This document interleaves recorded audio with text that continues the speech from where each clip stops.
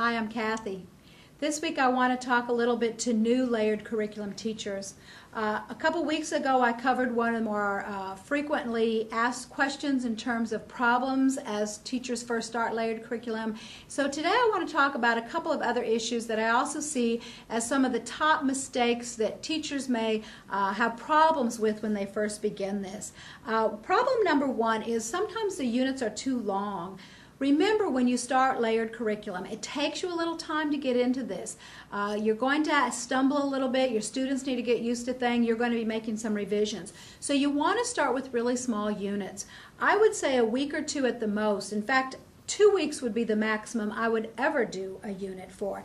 Occasionally I'll talk to teachers and they've put together 6 weeks or 7-week layered curriculum units. Those are just way too long. You want to keep them short. The shorter the better. Even if they're just a couple days long in the beginning, that's perfectly fine. So watch the length of them.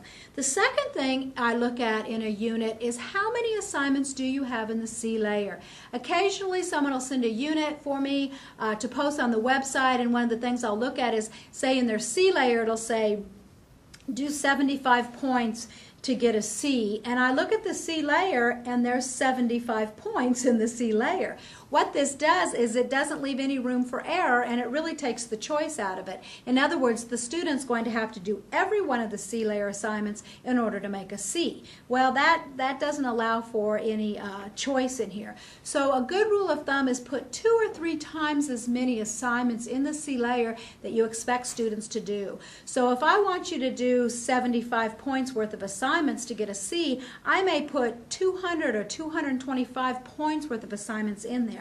This allows the student to genuinely make choices, and it allows them to not get full credit on every assignment, and that's okay, or to go back and pick up some points on other assignments. So watch how many assignment points you've got in your C layer.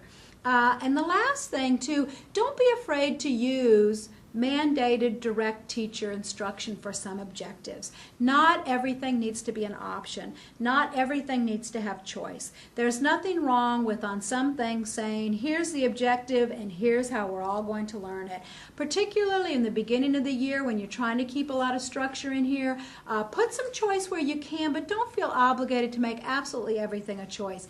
If there are certain things that you want everybody to do for whatever reason, safety, just because it's interesting, for the ease of the logistics, there's nothing wrong with just leaving some things that don't have choice involved, and there's nothing wrong with using direct teacher instruction.